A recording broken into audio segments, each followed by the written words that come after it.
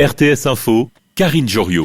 C'est au canton d'agir. Voilà le message clair et net lancé hier par le Conseil fédéral.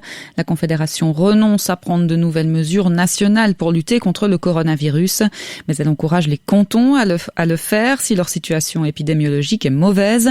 Une décision que salue le ministre turgovien de la Santé, lui qui est aussi président des directeurs de la santé de Suisse orientale, région très fortement touchée par la flambée des cas de Covid. Écoutez Urs Martin.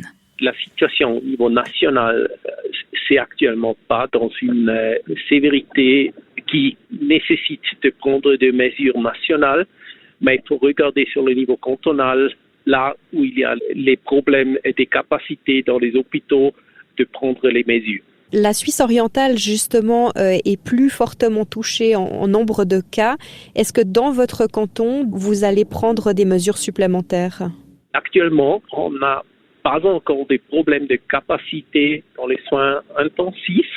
On avait hier 6 personnes sur les soins intensifs et je vous rappelle qu'il y a 2 mois, on avait 27 personnes et il y a une année, on avait 18. Alors la situation n'est pas assez grave.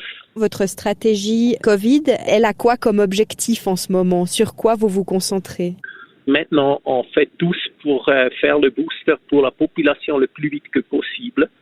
Il y a des cantons qui ont dit qu'ils maintenant font les tests répétitifs à l'école, ça on fait depuis les dernières vacances.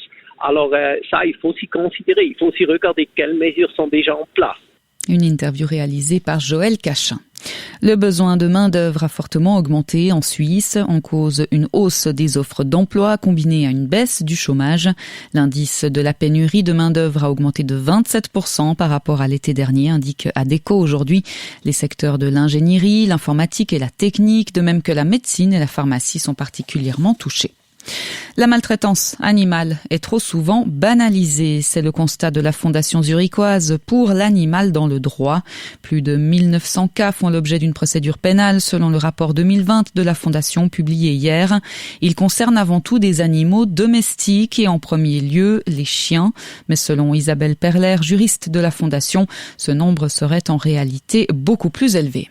C'est compte tenu des millions d'animaux détenus et utilisés en Suisse que ce nombre en matière de protection des animaux est régulièrement très faible. Ça, on a constaté aussi dans les années précédentes. Et puis, on peut donc supposer un nombre élevé d'infractions non poursuivies et sanctionnées en matière de la protection des animaux. Il ne faut pas oublier qu'il y a pas mal d'animaux qui sont gardés derrière les portes fermées, c'est soit dans des appartements ou des étables.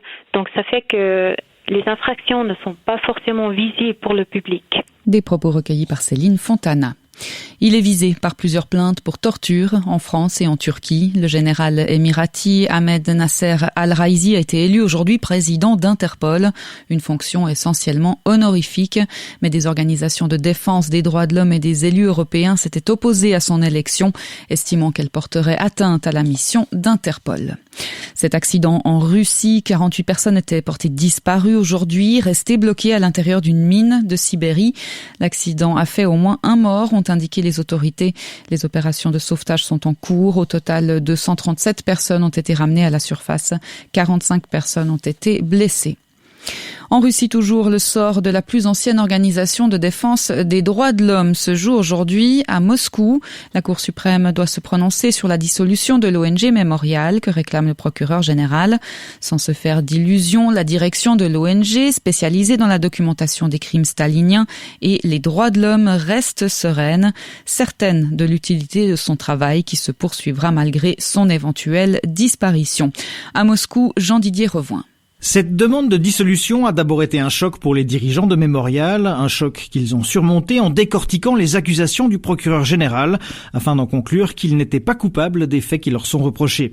Mais pour la directrice de Memorial International, cette dissolution, si elle est prononcée, dépasserait largement le cadre de l'ONG, Elena Jemkova.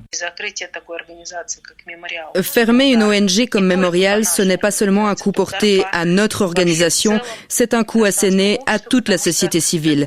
Parce que c'est un signal très ferme, compréhensible et clair pour ceux qui ne voudraient pas qu'on étudie notre passé. Et donc c'est un coup qui vise la totalité de notre mémoire. En accusant Memorial d'être à la solde de l'étranger et de se livrer à des activités extrémistes, les autorités cherchent à mettre sous cloche une vision indépendante de l'histoire récente et soviétique de la Russie. Mais pour Elena Gemkova, même sans Memorial, cette tentative est vouée à l'échec. Un grand nombre de gens qui n'ont pas réfléchi à l'histoire de leur famille, qui ne se sont pas intéressés au passé de leur pays, vont commencer à le faire, à essayer de comprendre ce qui s'est passé et bien sûr, fort de cette expérience, ils vont commencer à se demander comment faire pour que cela ne se répète pas. Reste à savoir si les autorités parviendront à réfréner ces velléités, comme elles l'ont fait avec l'opposition libérale et les médias indépendants, pour atteindre un objectif, limiter toutes les sources de turbulences potentielles jusqu'au présidentiel de 2024. Jean-Didier Revoin pour RTS Info, Moscou. Et enfin la météo pour aujourd'hui. Quelques éclaircies sont encore possibles ce matin sur les régions nord du Jura. Sinon, le temps sera nuageux avec l'arrivée dans l'après-midi de quelques précipitations et de la neige jusqu'à basse altitude. La nuit prochaine, la limite s'abaissera de 1200 à 500 mètres. Comptez 4 à 7 degrés maximum cet après-midi en plaine. Même type de temps prévu pour demain et ce week-end. Nuageux avec des chutes de neige possibles jusqu'en plaine. La météo avec Le Gruyère.